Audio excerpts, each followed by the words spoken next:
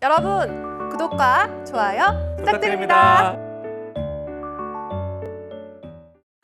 지금 속보에 의하면 지금 전화기 선이 끊어졌대요. 왜요? 너무 많이 와가지고요, 전화가. 전화가 많이 오면 선이 끊어지나요? 또 그런 관용은 안 쓰지 않나? 불이 난다 뭐 이런 관용구 쓰지 않나요? 좀 받아주세요. 알겠습니다. 죄송합니다. 자, 그러면 눌러 여보세요. 여보세요. 네, 여보세요? 아, 네, 안녕하세요. 오늘 이제 네. 두 번째 사연자 분이신데요. 자기소개 네네. 간단히 부탁드려도 될까요? 네. 예, 전화선이 계속 끊어져가지고 연결하는 게 되게 힘들었습니다. 반갑습니다. 진짜 두 번째 끊어졌네요. 사연자분 너무 예. 좋아하고 네, 있어. 좋으신데요. 네, 약간? 경기도 살고 예. 있는 26살 신현재입니다. 아, 현재군. 현재군. 네, 이름도 예쁘신데 일단 이제 희망 기업과 스펙 간단히 소개를 해주실까요? 예, 제가 지금 희망하는 기업은 네. 국민은행, 우리은행, 신한은행 같이 이제 시중은행을 희망하고 좀 있고요. 네. 은행. 네, 네. 추가로 IK 기업은행도 희망하고 있습니다. 예, 네, 예. 네. 스펙은요? 네. 스펙 말씀드리면 숭실대학교 경제학과 3학년 지금 수료했고요. 네. 네, 학점은 3.7 되고 있고, 3.7.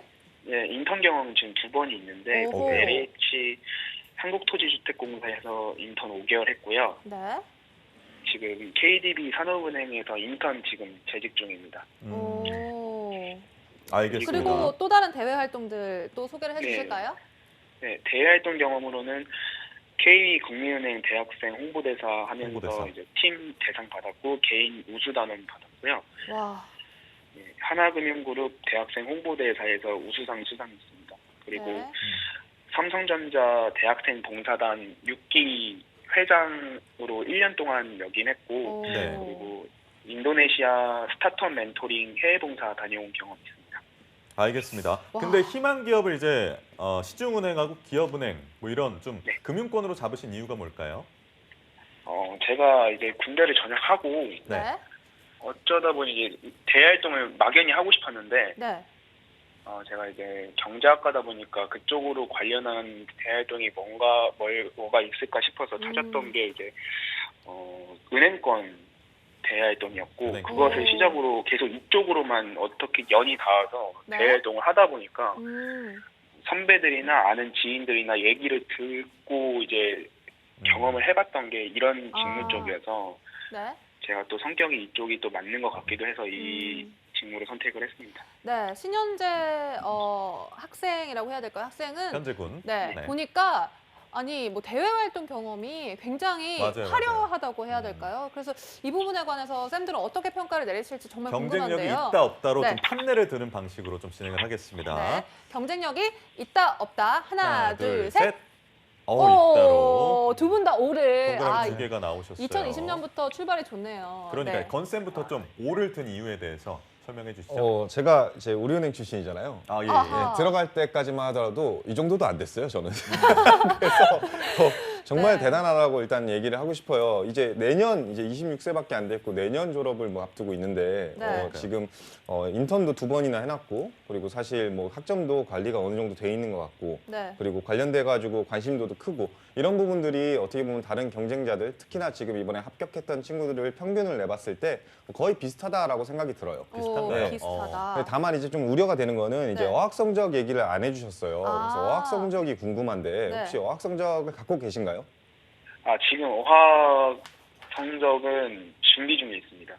준비 중. 준비 중이에요. 네. 네, 사실은 이제 은행이 수시 채용이랑 공채가 지금 병행되고 있는 실정이거든요. 근데 그리고 또 수시 채용 공채라고 한다면은 대부분의 기업들에서 어떻게 보면은 어학 성적이 지금 가점 요소로 활용되고 있단 말이에요. 물론 기업은행이야 어학 성적을 제출은 안 하지만 다른 시중은행들 같은 경우에는 아무래도 글로벌로 나아가려고 하는 경향이 크기 때문에 지금 현재 가장 부족한 부분이자 뭐 그것만 좀 채우면은 조금은 걱정이 좀 덜해진다 하는 것들은 어학 요소와 자격증 이 정도라고 생각이 듭니다. 네. 그렇다면 이제 태성 쌤. 네. 예, 저도 보면 이게 스펙하고 대외 활동 가지고 나눠서 말씀드리는데 스펙이 너무 아쉬웠어요. 보면 그 대외 활동은 굉장히 강한 그 강점을 가지고 있는데, 근데 스펙이 그 시중 은행들이 한 3분의 2 정도는 아직도 스펙을 어느 정도는 보거든요. 아까 잠깐 말했지만 기업은행이나 농협은 좀 안 보는 편이긴 한데 기타 타 은행 같은 경우에 스펙 기준으로 봤을 때 준비가 좀 덜 돼 있다. 라는 생각이 들고요. 네. 그리고 영어 같은 경우에도 지금 없다고 했잖아요. 준비 중이라고 했잖아요.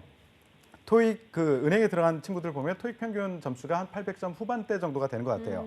그래서 지금 준비를 하는데 내가 900점을 꼭 넘어야 되겠다 이렇게까지는 하지 마시고요. 시간 너무 많이 들지 말고 850점 정도만 넘으면 중단할 정도로 그렇게 계획을 세우고 준비를 꼭 했으면 좋겠다라는 생각을 하고요.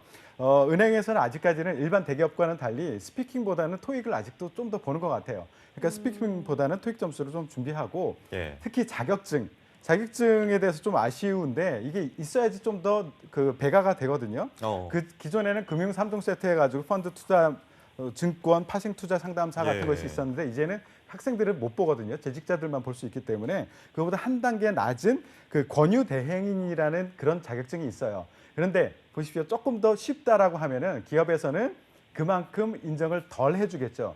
그렇다면 지금 본인이 스스로 전략을 짜야 돼요. 내가 남은 시간이 어느 정도고 내가 시험 준비를 조금 해봤더니 이 정도까지는 되겠다라는 것을 계획을 하셔야 되는데 권유 대행인 없는 것보다는 있는 게 낫고요. 그런데 이것보다는 조금 더 기업에서 은행에서 요거는 가치가 조금 더 높아라고 하는 것을 준비해 보시는 것도 괜찮아요. 예를 들어서 은행 CFP라든가 AFPK 그리고 FP 이런 식으로 예를 들어서 굳이 이걸 점수화시켜서 어느 정도 가치를 하냐 하면 CFP 같은 경우에는 15에서 20점 정도의 가치를 둔다라고 하면 AFPK 같은 경우에는 10점 정도 그리고 FPK 같은 경우는 7점 정도 그리고 권유 대행인 이건 한 3점 정도. 이건 주관적이긴 하지만 그동안에 이제 데이터를 가지고 기업에서는 보통 이 정도의 가치를 둔다라고 생각하거든요. 그래서 이걸 다 하라는 얘기가 아니라 아까도 얘기했지만 내가 남은 기간 그리고 준비할 수 있는 노력의 정도 그리고 내가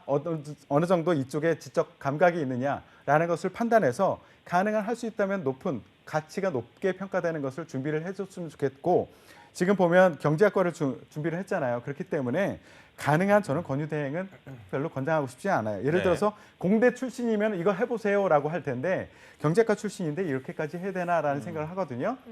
그래서 자격증은 좀 신경 써줬으면 좋겠다라는 말씀을 드리고요. 대외 활동을 좀 연결해서 말씀드려도 될까요? 네네. 좀 시간이? 네, 잠깐. 네, 네, 짧게 잠깐. 예, 짧게 할게요. 국민은행과 하나은행에서의 대외 활동은 굉장히 좋습니다. 적극적으로 활용하시고요. 산업은행 인터넷에서는 제가 살짝 물음표가 있어요. 뭐냐면 일반 산업은행하고 일반 시중은행하고는 그 성격 자체가 많이 다르거든요. 굳이 따지자면 산업은행은 살짝 공무원스러운 업무를 많이 하는 편이에요. 그래서 일반 시중은행은 생존 전략으로서 어떻게 영업을 펼쳐나갈 것이냐 이것에 대한 고민을 많이 하는데 산업은행은 많이 하지 않거든요.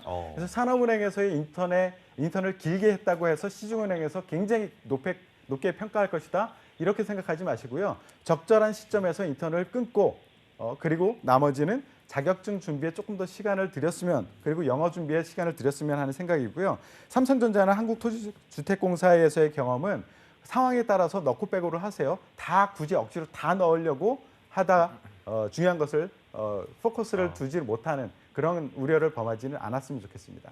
네. 알겠습니다. 이렇게 두 분의 공통적인 말씀을 딱 종합을 해보니까 스펙, 어학 점수를 비롯한 스펙을 좀 더 쌓아라, 자격증이나 이런 것들을 더 쌓아라라는 조언이셨던 것 같은데 일단 현재군, 예. 네 이제 궁금한 게 있으면 마음껏 물어보셔도 될 것 같은데요. 어떤 질문 있을까요?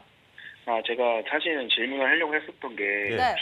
지금 AFPK를 공부 중이거든요. 아하, 네. 근데 이제 제가 지금 이걸 공부를 하고 있으면서도 이게 맞는 걸까? 은행권에서 이게 그렇게 필수적일까? 이제 회의감이 되게 크게 들었거든요. 차라리 필기 공부를 하는 게 나을 것 같기도 해가지고 은행 취업에 있어서 자격증이 크게 필요한지를 여쭤보려고 했는데 네. 필요하다고 말씀을 해주셔가지고 네.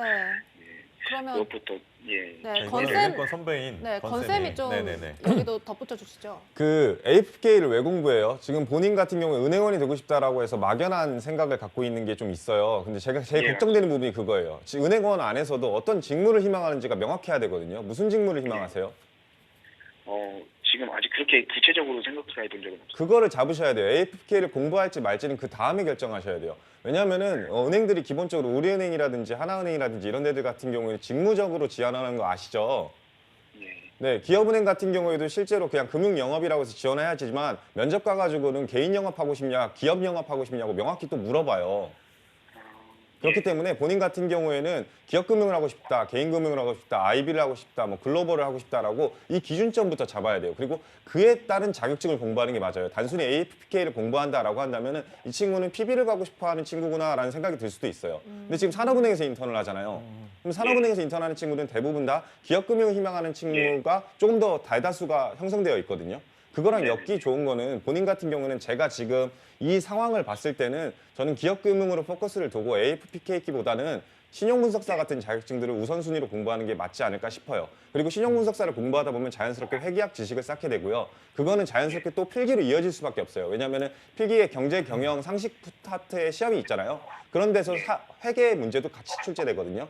필기 공부를 병행하시는 게 맞기 때문에 어떻게 보면은 그런 자격증도 같이 공부하시고 그와 별개로 필기 공부도 같이 공부하셨으면 좋겠다라고 결론 내릴 수 있을 것 같아요. 아, 네, 네, 알겠습니다. 현재군.